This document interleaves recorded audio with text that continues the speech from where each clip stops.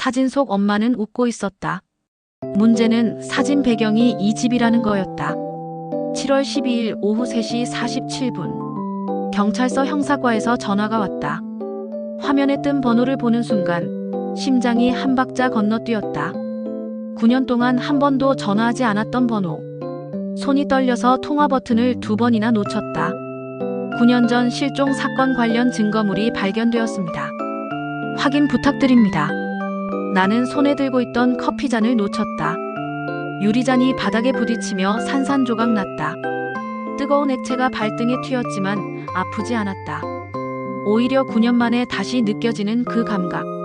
엄마가 사라진 날에 그 멍한 공백이 더 뜨거웠다. 폐가는 우리 집에서 차로 30분 거리, 외할머니가 15년 전 돌아가신 후 아무도 관리하지 않았던 곳이었다.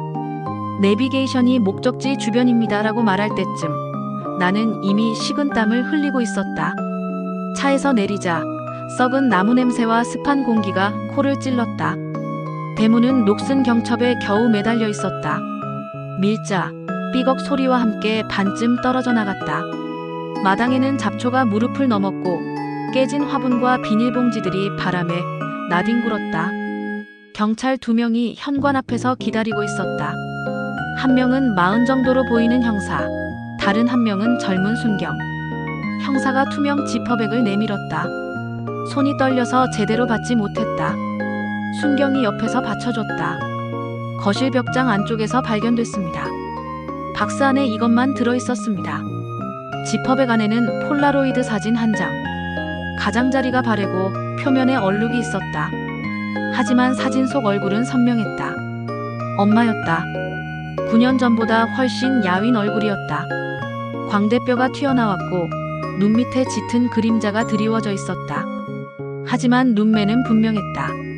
웃을 때 살짝 올라가는 왼쪽 입꼬리, 귀에 걸린 머리카락, 늘 오른손으로 목을 쓸어넘기던 버릇까지. 그런데 뭔가 이상했다. 엄마는 이 집에 온 적이 없었다. 할머니가 돌아가신 후로 단 한 번도.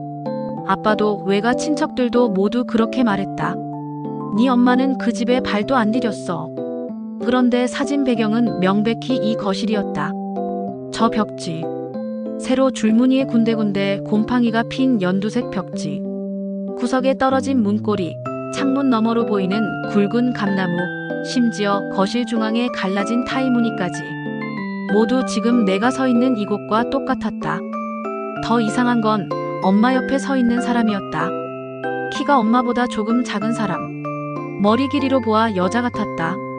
엄마 어깨에 손을 올리고 있었다. 하지만 얼굴을 볼 수 없었다. 검은색 매직으로 가득 칠해져 있었다. 불에 탄 것도 찢어진 것도 아니었다. 누군가 일부러 그 얼굴 부분만 집요하게 펜으로 칠해 지운 것이었다. 몇 겹이나 칠한 듯 종이가 눌려 울퉁불퉁했다. 손가락으로 사진 뒷면을 더듬었다. 뭔가 적혀 있는 게 느껴졌다. 조심스럽게 뒤집자 흐릿한 볼펜 글씨가 보였다. 다시 오지 마. 그 아래 더 작은 글씨로 9번째는 안 돼. 심장이 쿵 내려앉았다. 9번째? 무슨 뜻이지? 바로 그때 폐가의 나무 대문이 바람도 없는데 덜컥 닫혔다. 나는 화들짝 뒤를 돌아봤다. 형사와 순경도 놀란 표정이었다. 바람인가요? 순경이 중얼거렸다. 하지만 나뭇잎 하나 흔들리지 않았다. 공기는 무겁고 고요했다. 그 순간 내 뒤 거실 안쪽에서 뭔가 움직이는 소리가 들렸다. 바스락. 짧고 날카로운 소리. 마치 누군가 종이를 구기는 듯한. 안에 누가 있나요? 내 목소리가 떨렸다. 형사가 손전등을 켰다. 거실 안쪽을 비췄다. 먼지가 빗속에서 천천히 떠다녔다. 하지만 아무도 없었다. 아무도 없었지만 식탁 위에 촛불 하나가 타고 있었다. 저건 순경이 말을 잇지 못했다. 우리는 아무도 불을 켜지 않았다. 이 집엔 전기도 들어오지 않았다. 그런데 저 촛불은 마치 방금 누군가 켠 것처럼 똑바로 서서 타고 있었다. 나는 사진을 다시 봤다. 엄마의 얼굴, 지워진 얼굴, 그리고 뒷면의 글씨. 9번째는 안 돼. 이 집에서 대체 무슨 일이 있었던 거지? 엄마가 사라진 건 내가 11살 때였다. 2015년 8월 10일 화요일. 여름방학 막바지, 개학을 일주일 앞둔 날이었다. 그날 아침, 엄마는 평소보다 일찍 일어나셨다. 부엌에서 달그락거리는 소리에 잠이 깼다. 시계를 보니 새벽 5시 반이었다. 거실로 나가자 엄마는 현관에서 신발을 신고 계셨다. 검은색 운동화. 평소에 잘 신지 않던 낡은 신발이었다. 손에는 작은 천가방 하나. 그 가방도 오래전에 쓰던 것 같았다. 엄마, 어디가? 내가 물었다. 엄마는 뒤돌아보며 웃으셨다. 하지만 그 웃음이 이상했다. 평소의 밝은 미소가 아니었다. 입가만 살짝 올라간 어딘가 억지스러운 웃음이었다. 잠깐 다녀올게. 저녁에 네가 좋아하는 거 해줄게. 뭐 해주는데? 비밀. 엄마는 내 머리를 쓰다듬으셨다. 학교 가기 전에 꼭 돌아올게. 약속. 그게 마지막이었다. 오후 6시가 되어도 엄마는 오시지 않았다. 휴대폰은 꺼져 있었다. 고객의 요청에 의해 전원이 꺼져 있습니다. 그 기계음을 50번도 넘게 들었다. 아빠가 퇴근하고 저녁 8시가 되고 밤 10시가 되자 아빠는 경찰서로 달려갔다. 실종 신고는 쉽게 받아들여지지 않았다. 성인은 24시간 지나야 실종 처리가 됩니다. 아빠가 소리를 질렀다. 내 아내가 연락도 없이 사라졌단 말입니다. 결국 특별히 당일 신고가 받아들여졌다. 수색이 시작됐다. 우리 집 근처 CCTV를 모두 확인했다. 하지만 단 한 곳도 엄마를 찍지 못했다. 새벽 5시 40분, 집 앞 골목을 걸어나가는 모습까지는 찍혔다. 하지만 그 이후 아무것도 없었다. 마치 공기처럼 사라진 것 같았다. 버스 정류장 CCTV, 지하철역 CCTV, 마트 CCTV, 은행 CCTV. 어디에도 엄마는 없었다. 휴대폰 위치 추적도 불가능했다. 완전히 꺼진 상태였다. 처음 1년은 가족 모두 엄마를 찾는 데 매달렸다. 전단지를 2,000장 넘게 돌렸다. 아빠는 회사도 그만두고 매일 거리를 뒤졌다. 나는 학교가 끝나면 엄마가 자주 가던 곳을 찾아다녔다. 시장, 공원, 도서관, 성당. 방송국에도 제보했다. 실종 사건을 다루는 프로그램에 나가고 싶습니다. 하지만 특이사항이 없어서 방송하기 어렵습니다라는 답변만 돌아왔다. 특이사항이 없다고? 사람이 흔적도 없이 사라졌는데? 무속인도 찾아갔다. 할머니가 데려간 곳이었다. 어두운 방에서 구술했다. 물가로 가셨습니다. 높은 곳이 보입니다. 우리는 강과 산을 찾아다녔다. 아무것도 없었다. 2년째 가족은 조용히 무너지기 시작했다. 아빠는 술을 마시기 시작했다. 처음엔 일주일에 한두 번, 나중엔 매일 밤. 집에 들어오면 소파에 쓰러져 잤다. 엄마 이야기를 꺼내면 아빠는 고개를 돌렸다. 할머니는 말을 잃었다. 한 달에 한 번쯤 할머니 집에 갔는데 할머니는 그저 창밖만 바라보고 계셨다. 밥을 드리면 몇 숟가락 드시다가 말았다.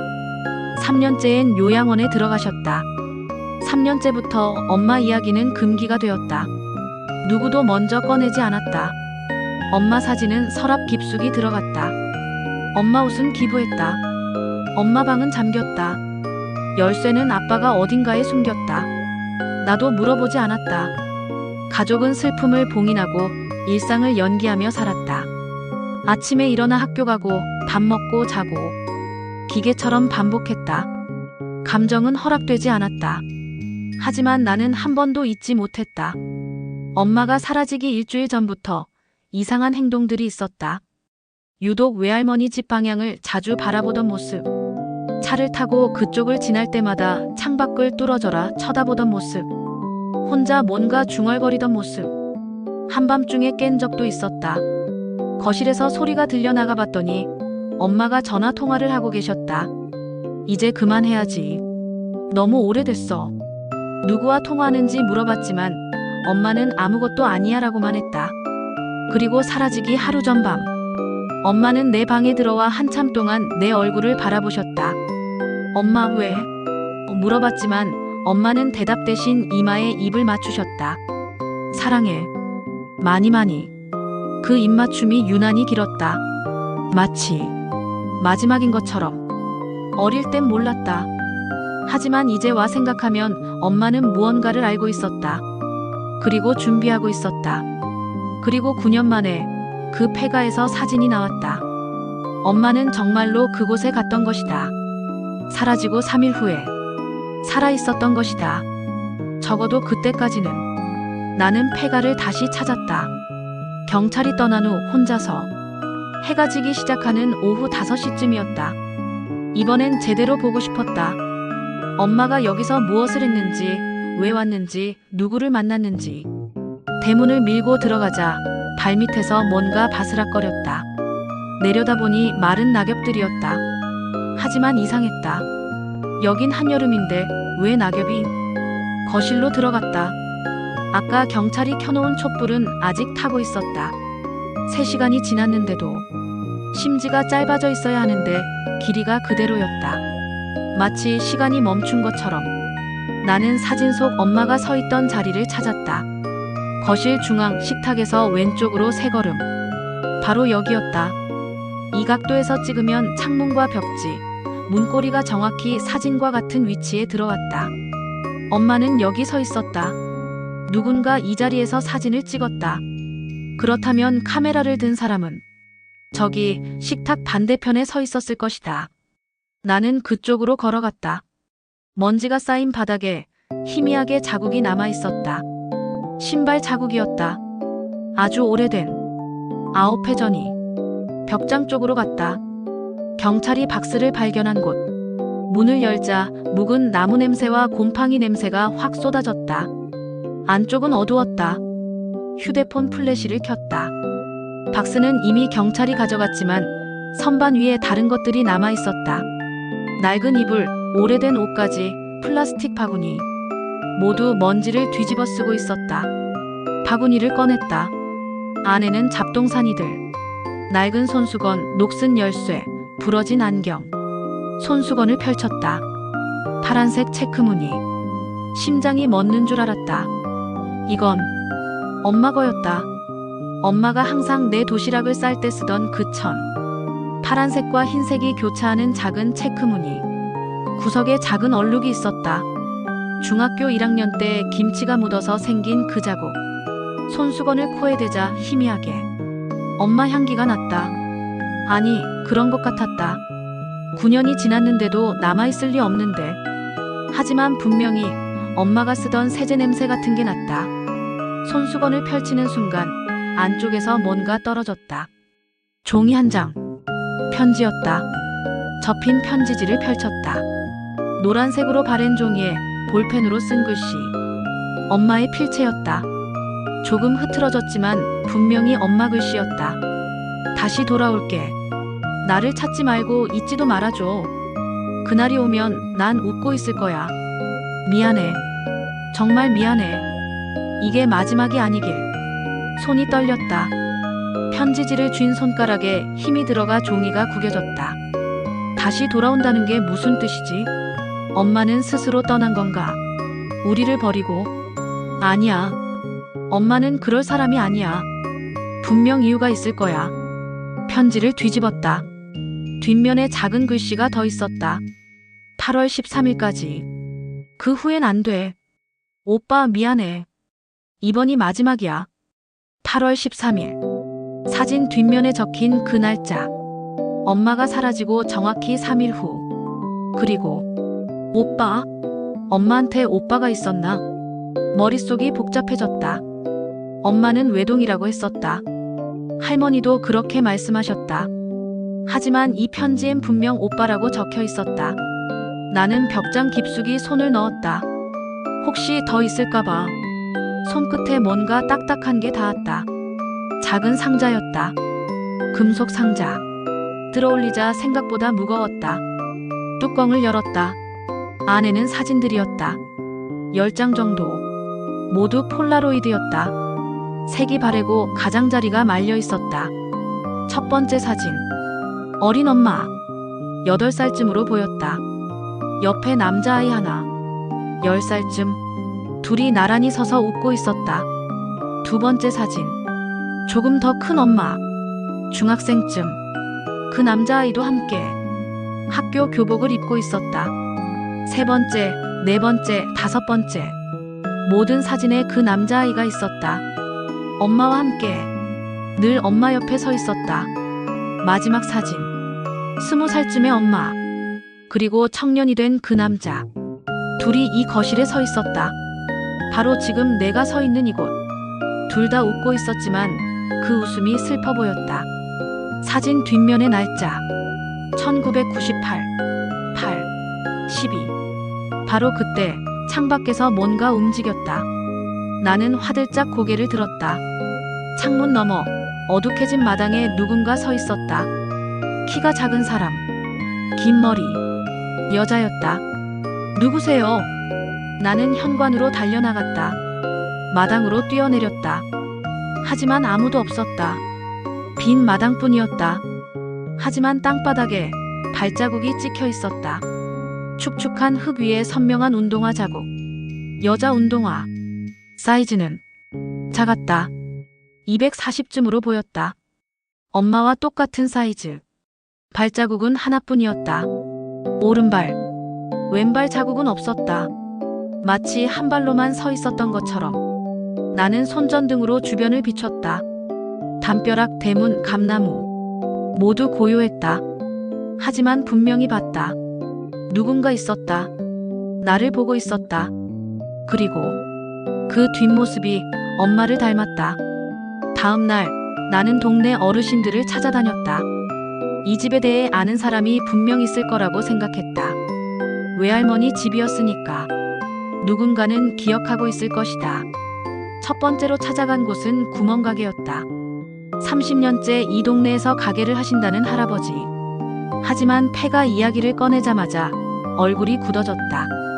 그 집 이야기는 하지 마라. 안 좋은 기억뿐이야. 무슨 일이 있었는데요? 할아버지는 고개를 저으며 가게 안으로 들어가셨다. 더 이상 대답하지 않으셨다. 두 번째는 슈퍼마켓 주인 아주머니. 할머니와 친했다는 분. 하지만 이분도 입을 다물었다. 내가 몰라서 편한 거다. 알면 후회할 거야. 뭘 후회하는데요? 제발 말씀해 주세요. 우리 엄마가 거기 갔었어요. 아주머니는 잠시 망설이다가 한숨을 쉬었다. 내 엄마도 알았구나. 뭘 알았다는 거예요? 그 집엔 비밀이 있어. 너희 외할머니 가족이. 세 번째로 찾아간 곳은 동네 정자였다. 어르신 세 분이 화투를 치고 계셨다. 내가 패가 이야기를 꺼내자 한 할머니가 화투패를 내려놓았다. 그 집 아직도 안 어물었구나. 할머니, 그 집에 대해 아시는 거 있으세요? 할머니는 다른 할머니들을 보았다. 세 분이 눈빛을 주고받았다. 뭔가 말해야 할지 말지 고민하는 듯했다. 마침내 한 할머니가 입을 열었다. 그 집 원래 네 외삼촌 집이었어. 외삼촌? 나는 얼어붙었다. 엄마는 외동이라고 했었다. 형제가 없다고. 할머니도 아빠도 모두 그렇게 말했다. 네 엄마의 오빠. 근데 넌 모르는구나. 엄마가 오빠가 있었다고요? 응. 네 엄마보다 2살 위였지. 이름이 준혁이었나? 착한 애였어. 네 엄마를 많이 아꼈지. 다른 할머니가 거들었다. 근데 28배 돌아가셨어. 교통사고로. 언제요? 98년이었나? 8월쯤이었어. 여름이었던 건 확실해. 장례식이 엄청 더웠거든. 8월. 1998년 8월. 사진 뒷면에 적힌 날짜. 정확한 날짜가 어떻게 되죠? 할머니는 잠시 생각하다가 말했다. 13일이었어. 8월 13일. 그날 이후로 네 외할머니가 그 집을 못 들어가셨어. 아들이 죽은 집에 어떻게 살겠니? 8월 13일. 사진 뒷면의 날짜. 편지에 적힌 날짜. 그리고 엄마가 사라지고 3일 후의 날짜. 모든 게 8월 13일로 연결됐다. 그 교통사고가 어디서 났는지 아세요? 거기. 그 집 앞 도로에서. 폐가 앞골목길. 심장이 쿵 내려앉았다. 외삼촌은 자기 집 앞에서 죽었다. 그리고 엄마는 매년 8월 13일에 그 집을 찾아갔다. 8년 동안 오빠를 만나러 나는 할머니들께 감사 인사를 하고 다시 폐가로 향했다. 이번엔 안방까지 가봐야 했다. 거기 분명 뭔가 더 있을 것이다. 오후 3시쯤 도착했다. 해가 밝을 때 가야 했다. 어둑해지면 무서울 것 같았다. 안방 문을 밀었다. 삐걱 문이 열렸다. 방 안은 거실보다 더 어두웠다. 커튼이 쳐져 있었고 먼지가 가득했다. 벽에 오래된 달력이 걸려 있었다. 1998년 8월. 시간이 멈춘 것처럼 그 달력만 그대로 남아 있었다. 13일에 빨간 펜으로 크게 동그라미가 쳐져 있었다. 책상 서랍을 열었다. 안에는 일기장, 사진, 편지들. 모두 먼지를 뒤집어 쓰고 있었다. 사진 한 장을 꺼냈다. 3명이 찍힌 사진. 어린 엄마, 외할머니, 그리고 소년. 사진 뒷면의 글씨. 준혁이 10살. 1980년. 이 사람이 외삼촌이구나. 사진을 더 뒤졌다. 외삼촌의 성장 과정이 담긴 사진들. 중학교 입학식, 고등학교 졸업식, 대학교 MT. 모든 사진에 엄마가 함께 있었다. 가장 마지막 사진. 1998년 8월 12일. 외삼촌과 엄마가 이 거실에 서 있는 사진.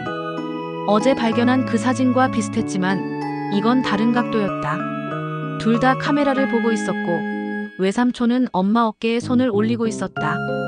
사진 뒷면에 엄마 필체. 오빠 미안해. 내가 먼저 갈게. 먼저 간다고? 무슨 뜻이지? 일기장을 펼쳤다. 외삼촌의 일기였다. 1998년 8월 1일부터 12일까지만 적혀 있었다. 8월 1일. 동생이 전화했다. 내일 온다고. 오랜만이다. 8월 3일. 동생이랑 밤새 이야기했다.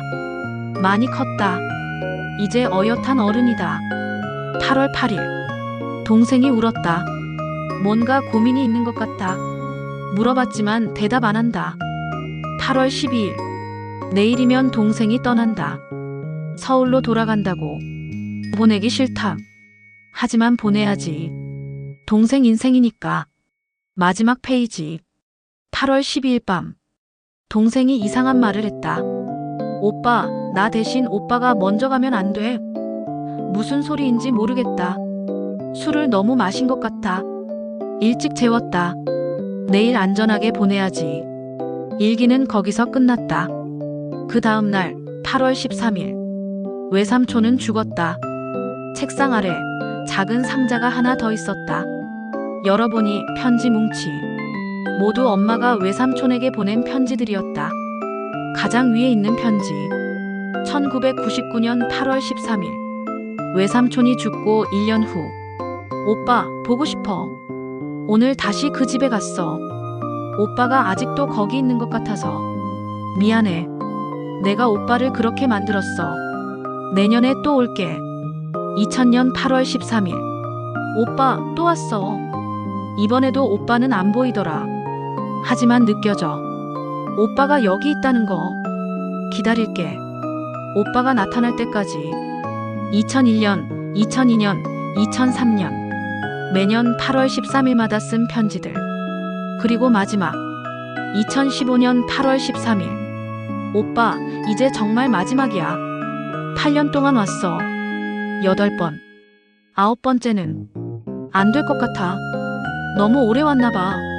나도 이제 오빠가 있는 곳에 가고 싶어. 미안해. 아들을 두고 가서. 하지만 더 이상은 견딜 수 없어. 편지는 거기서 끝났다. 나는 손이 떨려 편지를 떨어뜨렸다. 엄마는 스스로 선택한 거였다. 외삼촌을 따라가기 위해 나는 마을 사무소로 달려갔다. 외삼촌의 사망 기록을 확인해야 했다. 정확히 무슨 일이 있었는지 알아야 했다. 사무소 직원은 1998년 기록을 찾는데 30분이 걸렸다. 오래된 파일이라 지하 창고까지 가야 했다. 먼지 쌓인 서류 뭉치를 들고 온 직원은 기록을 펼쳤다. 김준혁, 1970년생, 1998년 8월 13일 사망. 교통사고. 사고 장소가 어디죠? 모모동 123-5번지. 주택가 골목길이네요. 123-5. 그 폐가 주소였다. 사고 경위는요? 직원은 기록을 읽었다. 오후 8시 30분경. 골목길에서 승용차에 치임. 운전자는 음주운전 상태. 현장에서 사망. 운전자가 누군데요? 이름은 기록에 없네요. 미성년자라 비공개 처리된 것 같습니다. 미성년자? 1998년에. 그럼 지금은 40대 중반쯤. 나는 사무소를 나와 경찰서로 갔다. 당시 사고를 처리한 경찰관을 찾고 싶었다. 하지만 25년 전 기록은 대부분 폐기됐다고 했다. 단서는 거기서 끊겼다. 그날 밤 나는 결정했다. 폐가에서 하룻밤을 보내기로. 엄마가 무엇을 했는지, 왜 8년 동안 그곳에 갔는지, 그걸 알려면 나도 그곳에 있어야 할 것 같았다. 저녁 7시에 도착했다. 해가 완전히 지기 전이었다. 침낭과 손전등, 그리고 엄마 사진을 가지고 갔다. 거실에 자리를 폈다. 식탁 옆 엄마가 사진을 찍었던 바로 그 자리. 촛불을 켰다. 그 촛불은 아직도 타고 있었다. 일주일이 지났는데도 시간이 흘렀다. 8시, 9시, 10시. 아무 일도 없었다. 11시 50분쯤 나는 깜빡 졸았던 것 같다. 그런데 또 무언가 창문을 두드리는 소리에 깼다. 심장이 벌떡 뛰었다. 시계를 보니 자정이었다. 정확히 8월 13일 0시 0분. 손전등을 들고 창문으로 다가갔다. 커튼을 천천히 젖혔다. 아무도 없었다. 하지만 창문 유리에 손가락 자국이 남아 있었다. 5개. 작은 손가락. 여자 손가락 같았다. 자국은 안쪽에서 밖으로 눌린 모양이었다. 누군가 집안에서 밖으로 나가려고 창문을 친 것이었다. 나는 숨을 죽이고 거실을 둘러봤다. 여전히 아무도 없었다. 거실로 돌아와 촛불을 보는 순간 식탁 위에 없던 편지 한 장이 놓여 있었다. 분명히 없었다. 5분 전까지도. 손이 떨렸다. 편지를 집어들었다. 종이가 따뜻했다. 막 쓴 것처럼. 펼치자 익숙한 필체. 8번째까지는 왔어. 9번째는 네가 올 차례야. 하지만 오지 마. 제발 나처럼 되면 안 돼. 엄마 글씨였다. 9년 전 실종당해 쓴 편지와 똑같은 필체. 순간 뒤에서 목소리가 들렸다. 찾았구나. 나는 비명을 지르며 뒤돌아봤다. 한 여자가 서 있었다. 거실 구석 벽장 옆에.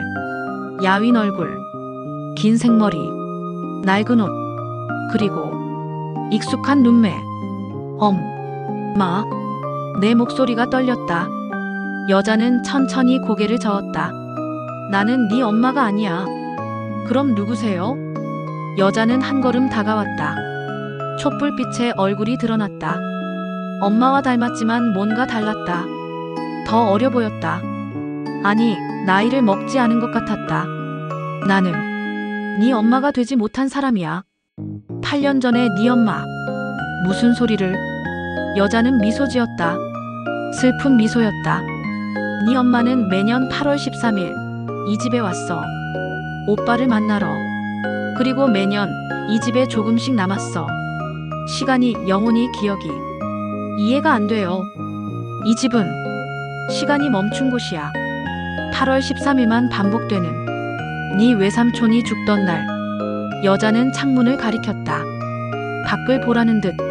나는 창밖을 봤다. 달력이 보였다. 벽에 걸린 달력. 아까는 분명 1998년 8월이었는데 지금은 2015년 8월로 바뀌어 있었다. 8년 동안 네 엄마는 이곳에 왔어. 오빠를 만나기 위해. 그리고 9년째. 9년째엔 여자의 눈에 눈물이 고였다. 나올 수 없게 됐어. 9번째 방문은 끝이거든. 어디 있어요? 우리 엄마 어디 있어요? 여자는 안방을 가리켰다. 거기. 나는 안방으로 달려갔다. 문을 벌컥 열었다. 방 안 침대 위에 누군가 누워 있었다. 엄마였다. 눈을 감고 웃고 있었다. 편안한 얼굴이었다. 마치 잠든 것처럼. 엄마. 나는 엄마를 흔들었다. 엄마, 일어나. 하지만 엄마는 움직이지 않았다. 차갑지도 뜨겁지도 않았다. 그저 시간이 멈춘 것처럼. 뒤에서 여자의 목소리. 네 엄마는 지금 1998년 8월 13일에 갇혀 있어. 오빠를 만난 그날에. 계속 반복하면서. 그날만 깨울 수 없어요? 9번째 방문자가 오면 깨울 수 있어. 대신 그 사람이 10번째가 되는 거야. 그럼 제가 안 돼. 여자는 강하게 말했다. 네가 10번째가 되면 너도 못 나가. 영원히. 나는 엄마 손을 잡았다. 따뜻하지도 차갑지도 않은 손. 그럼 어떡해요? 엄마를 그냥 두고 가요? 여자는 내 손에 사진 한 장을 쥐어줬다. 최근 사진이었다. 엄마가 이 거실에 앉아 웃고 있는 사진. 네 엄마는 행복해. 지금 오빠랑 함께 있으니까. 사진 속 엄마는 정말 웃고 있었다. 9년 전 우리와 함께 있을 때보다 더 밝게. 선택해. 엄마를 깨워 데려갈 건지, 엄마를 행복하게 둘 건지. 내 눈에서 눈물이 떨어졌다. 엄마 손등에 똑 떨어졌다. 엄마, 미안해요. 나 약했어요. 나는 엄마 손을 놓았다. 그리고 천천히 방을 나왔다. 나는 그 집을 나왔다. 사진을 손에 쥐고 천천히 걸어 나왔다. 뒤돌아보지 않았다. 뒤돌아보면 다시 들어가고 싶어질 것 같았다. 대문을 나서는 순간 뒤에서 문이 저절로 닫혔다. 덜컥 소리와 함께 마지막 작별 인사 같았다. 차에 올라탔다. 시동을 걸었다. 그런데 손이 떨려서 시동이 3번이나 꺼졌다. 4번째 시도에 겨우 걸렸다. 백미러로 폐가를 봤다. 거실 창문에 촛불이 보였다. 아직도 타고 있었다. 그리고 그 옆에 누군가 서 있는 것 같았다. 엄마였을까? 아니면 8년 전의 엄마였을까? 나는 엑셀을 밟았다. 폐가가 점점 작아졌다. 백미러에서 사라졌다. 집으로 돌아온 건 새벽 4시였다. 아빠는 소파에서 자고 있었다. 옆에 소주병이 2개 굴러다녔다. 나는 내 방으로 들어갔다. 침대에 앉아 사진을 봤다. 엄마가 웃고 있는 그 사진. 진짜 행복해 보였다. 9년 만에 엄마가 웃는 얼굴을 봤다. 책상 서랍을 열고 파란 체크무늬 손수건을 꺼냈다. 엄마가 도시락을 싸주던 그 천. 코에 대자 희미하게 엄마 냄새가 났다. 아니, 그런 것 같았다. 달력을 봤다. 오늘은 8월 13일이었다. 외삼촌이 죽은 날, 엄마가 시간에 갇힌 날, 그리고 엄마가 행복한 날. 휴대폰을 켰다. 아빠한테 메시지를 보냈다. 아빠, 엄마 찾았어. 엄마는 행복해. 그걸로 됐어. 전송. 읽음 표시는 뜨지 않았다. 아빠는 아직 자고 있으니까. 창밖을 봤다. 해가 떠오르고 있었다. 8월 14일이 시작되고 있었다. 10번째 방문자는 내가 될 수도 있었다. 엄마를 깨워 데려올 수도 있었다. 하지만 나는 선택했다. 엄마의 행복을 선택했다. 나를 찾지 말고 잊지도 말아줘. 엄마가 편지에 쓴 그 말. 이제야 이해했다. 나는 엄마를 찾지 않을 것이다. 더 이상 그 집에 가지 않을 것이다. 하지만 잊지도 않을 것이다. 매년 8월 13일 나는 이 손수건을 꺼낼 것이다. 엄마 향기를 맡을 것이다. 그리고 창밖을 바라볼 것이다. 엄마가 어딘가 외삼촌과 함께 웃고 있기를. 시간이 멈춘 그곳에서 영원히. 책상 위에 사진을 세워놨다. 웃고 있는 엄마 사진. 매일 아침 그 사진을 보면서 나는 생각할 것이다. 엄마 행복하지? 그리고 사진 속 엄마는 오늘도 웃고 있을 것이다. 내년 8월 13일 나는 다시 그 폐가 앞에 설지도 모른다. 하지만 들어가지는 않을 것이다. 대문 앞에서 손 흔들고 돌아설 것이다. 그게 엄마가 원하는 거니까. 그게 나와 엄마 둘 다 행복한 방법이니까. 파란 체크무늬 손수건을 다시 서랍에 넣었다. 조심스럽게 구겨지지 않게. 내년 8월 13일까지 잘 보관해야지. 그날 다시 꺼내서 엄마를 떠올릴 수 있게. 창밖은 완전히 밝아졌다. 새 하루가 시작됐다. 엄마 없는 하루. 하지만 엄마가 행복한 하루. 그걸로 충분했다.